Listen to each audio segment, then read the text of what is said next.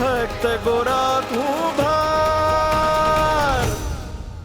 તમે ચિંતા ના કરો, હું તમને વચન આપું છું કે ગોરાના જીવનના દરેક ઉતાર ચઢાવમાં હું પીઠ બનીને એને ટટ્ટાર ઊભો રાખીશ. હું એની તકલીફને હરીશ નહીં, પણ એને તકલીફ સહન કરવાની હિંમત આપીશ. હું સદાય એની પડખે ઊભો રહીશ. રૂકમણી, હું હંમેશા એના નિખાલસ હાસ્યમાં રહીશ.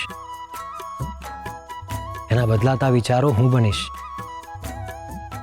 એની પીડામાં હૂંફની હિંમત બનીને હંમેશા હું એની સાથે રહીશ. હું તમને વચન આપું છું રૂકમણી કે આખું સંસાર ભલે ગોરાને છોડી દે, પણ હું ગોરાને ક્યારેય નહીં છોડું. હું હંમેશા એની પડખે ઊભો રહીશ.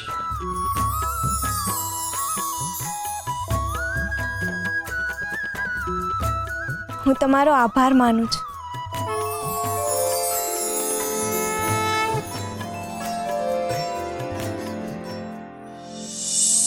હરે કૃષ્ણ.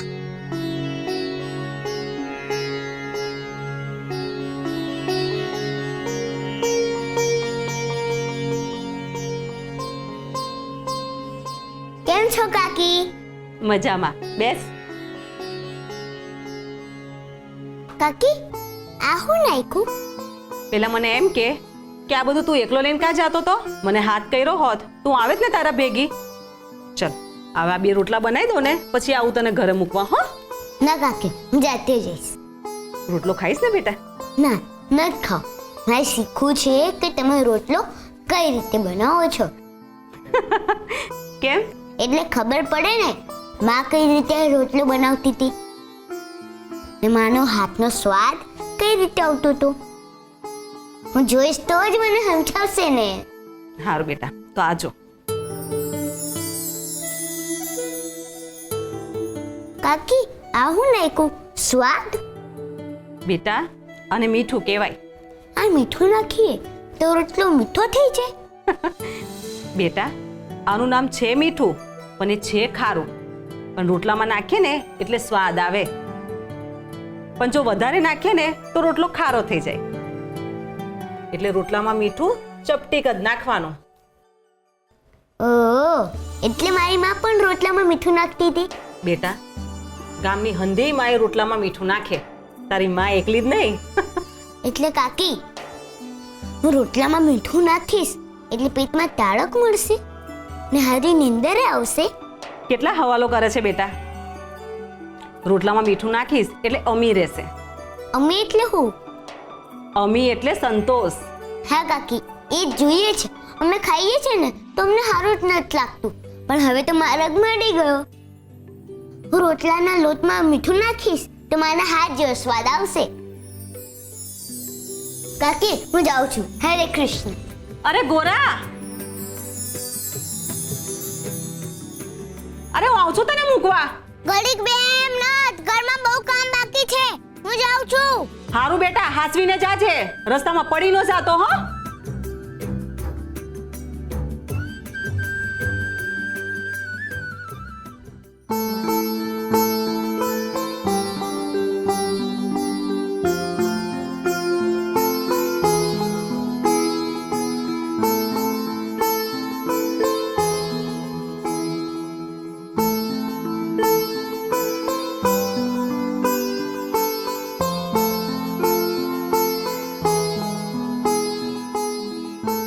સુરા, ઉઠ ભાઈ.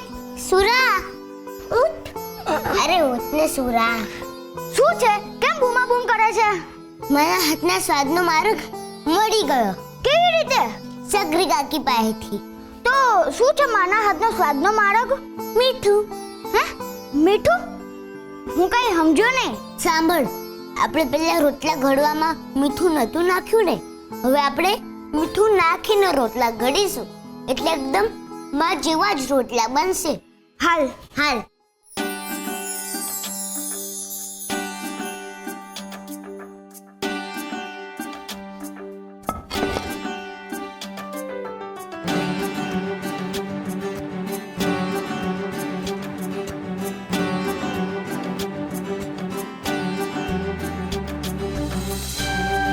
સુરા, એક કામ કરને દીકા.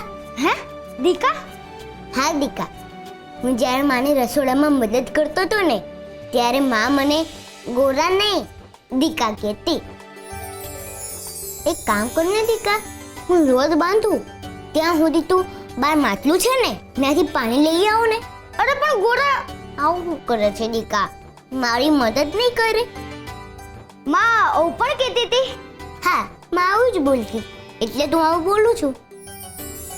માં જેવું બોલતી હતી ને એવું હું બોલીશ, માં જેવું કરતી હતી એવું હું કરીશ. એટલે આ વખતે એકદમ માં જેવા જ રોટલા બનશે. હું કદાચ આવું નહીં બોલ્યો હોય ને એટલે કદાચ બરાબર રોટલો નહીં બન્યો હોય. સાચી વાત છે. હવે તું એવું જ કરજે જેવું માં કરતી હતી, એટલે એકદમ માં જેવા જ રોટલા બનશે. હા, હાલ હાલ જત કરતી કા.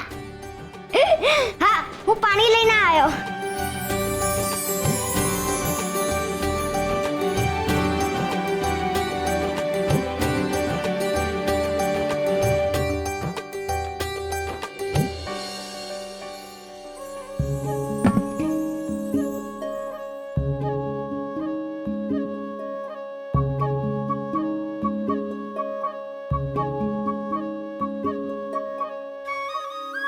દીકા, મીઠું મળી ગયું.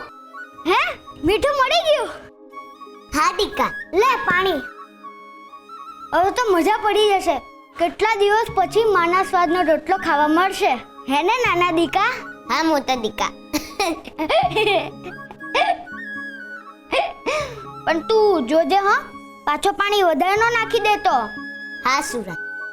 સુરા નહીં કહેવાનું, દીકા કહેવાનું. હા હા દીકા, બસ.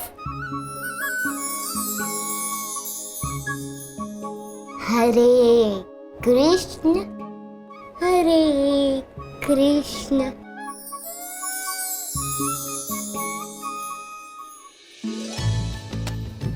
દીકા, સક્રી કાકીએ કીધું છે કે મીઠું નાખીશું ને તો પેટમાં તાળકે મળશે ને સ્વાદ આવશે. બેટા, આનું નામ છે મીઠું, પણ એ છે ખારું. પણ રોટલામાં નાખીએ ને એટલે સ્વાદ આવે. લે ગોરા પાણી.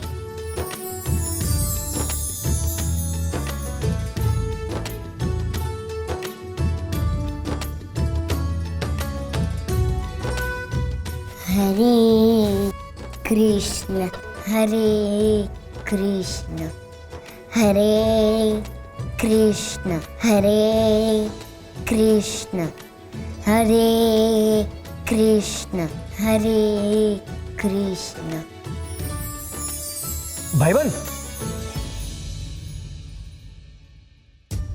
અરે પાણી વધારે પડી જશે.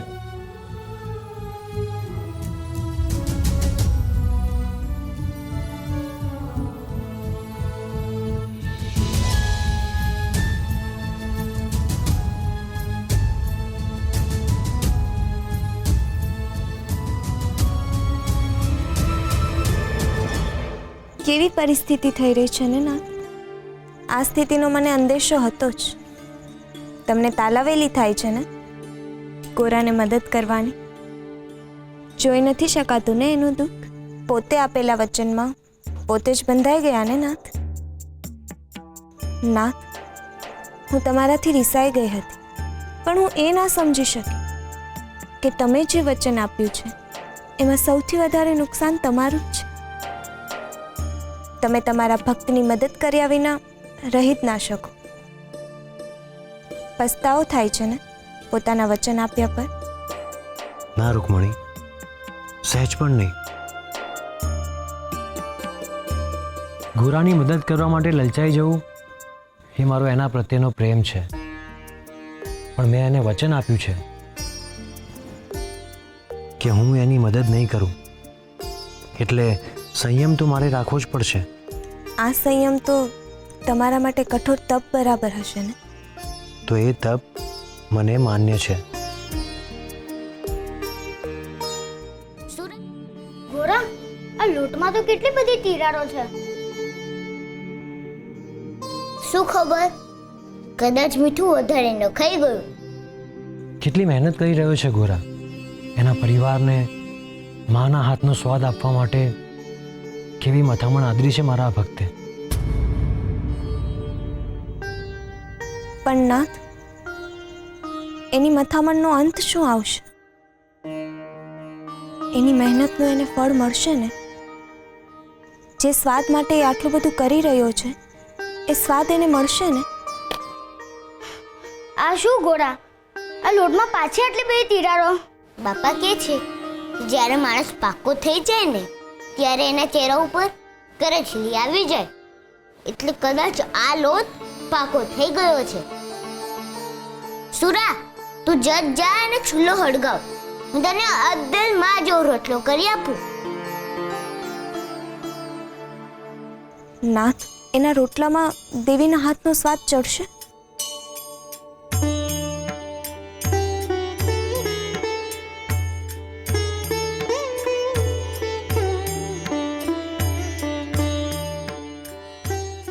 ના,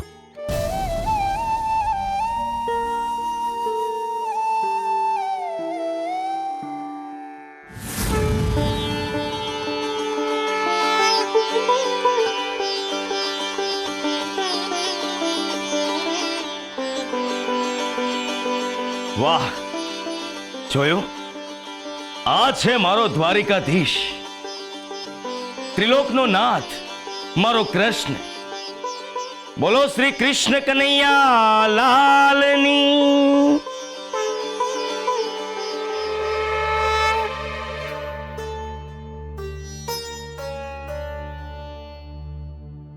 કેમ હજી સુધી કોઈ આરતીમાં આવ્યું નહીં? શું થયું હશે? કે પછી ગામવાળાઓ આરતીનો સમય જ ચૂકી ગયા? જય શ્રી કૃષ્ણ.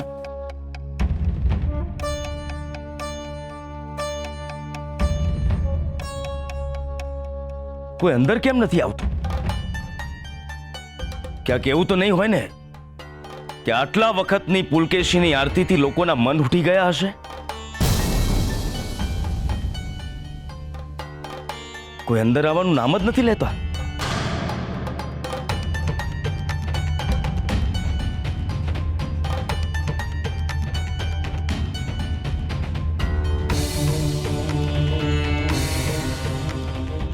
ભક્તજનો, સૂર્યોદય થઈ ગયો છે. આજે અરે જુઓ, આજે આરતી કરવા માટે હું તમારો ગિરધરદાસ પોતે આવ્યો છે. અરે જુઓ, આજે ઘણા વખત પછી હું મારા નાથની, મારા કૃષ્ણની, મારા દ્વારિકાધીશની આરતી કરવા જઈ રહ્યો છું. આવો આપણે સૌ સાથે મળીને આ અદ્ભુત ઘડીનો ભાગ બનીએ. અરે આવો ભક્તજનો. જો આ શું બોલે છે? શગરી રેવા, ક્યાં જાઓ છો? અરે ગામ લોકોને ભેગા કરો, આરતી નથી કરવી ભગવાનની?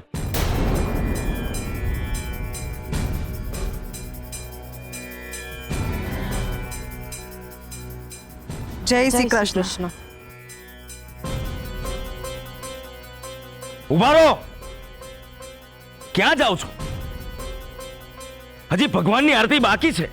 આરતી જો ભગવાનની પૂજા કરીએ ને તો પવિત્ર થઈ જઈએ, પણ તમારા જેવા પાપી પૂજારી ભગવાનની પૂજા અર્ચના કરે ને તો ભગવાન પણ અપડાઈ જાય. અમારે જીવતેજી પાપમાં નથી પડવું. હાલ રેવા, કારણ આપણે નરકમાં જવું પડશે. સાચી વાત છે. હાલ. શક્રી! અભણ અને અજ્ઞાની પ્રજા છે આ ગામવાળા. મારી સામે પડ્યા છે આ લોકો. મારી મને ગિરધરદાસને ટક્કર આપી રહ્યા છે. પણ કઈ વાંધો નહીં, મારા કૃષ્ણ માટે હું એકલો જ પૂરતો છું. તમને લોકોને શું લાગે છે? તમે લોકો નહીં આવો તો શું આરતી નહીં થાય? આરતી થશે જ, અને પણ ભવ્ય રીતે થશે. શ્રી હરિ નમો નારાયણાય.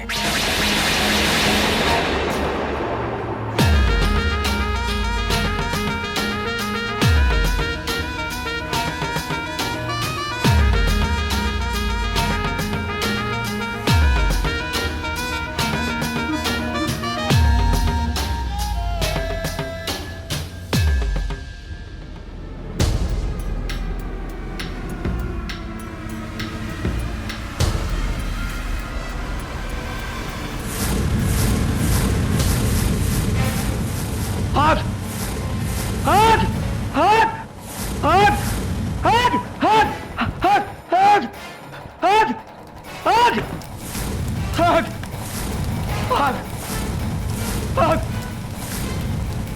ભાગ ભાગ ભાગ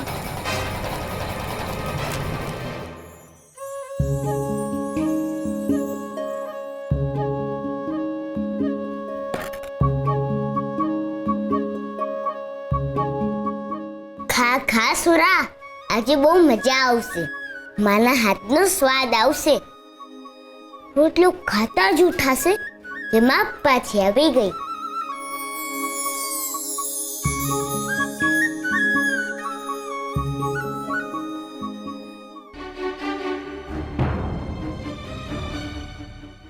શું થયું સુરા? ન થયું તમારા હાથનો સ્વાદ? ઘોડા, એક વાત કહું? હા કે?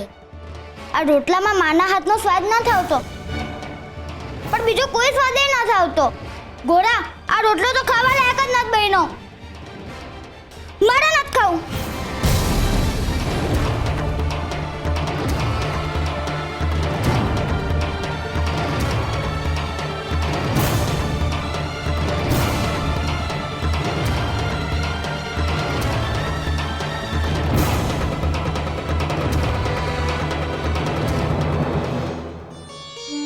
આવું હું કામ થયું ભાઈબંધ?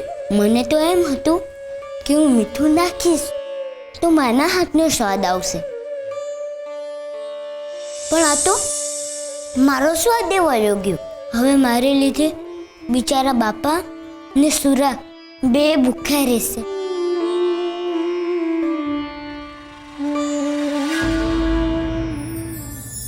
મનોબળ. મનોબળની સીધી વ્યાખ્યા એટલે મનનું બળ, પણ મનોબળનો સાચો અર્થ એટલે જ્યારે શરીર સાથ ના આપે, સમય પણ સાથ ના આપે, અને ગમે તેટલી વિકટ પરિસ્થિતિમાં પણ જે હંમેશા સાથ આપે એ છે મનનું બળ. જ્યારે તમે ઈશ્વરને પણ કહી શકો કે મને તારી આપેલી ક્ષમતા પર ભરોસો છે, તું ના કર મારી મદદ, એ છે મનોબળ. આ પરિસ્થિતિ સામે હું લડી લઈશ, કારણ કે મારા મનમાં વસેલા ઈશ્વર પર મને ખૂબ જ ભરોસો છે. એ મને હારવા નહીં દે. હું શોધી લઈશ એનો માર્ગ, કારણ કે મારે શોધવો છે, અને મારે શોધવો છે એટલે મને એ મળી જ જશે. મનોબળ એ જ તો કરે છે. જે જોઈએ છે એના માટેની મહેનત પહેલાં શરૂ થાય છે મનથી, અને પૂરી થાય છે એ વસ્તુ કે વ્યક્તિના આપણા જીવનમાં આગમનથી. હું બળ આપી શકું છું, પણ એને મનમાં ભરીને શરૂઆત તો સ્વયં જ કરવી પડે છે.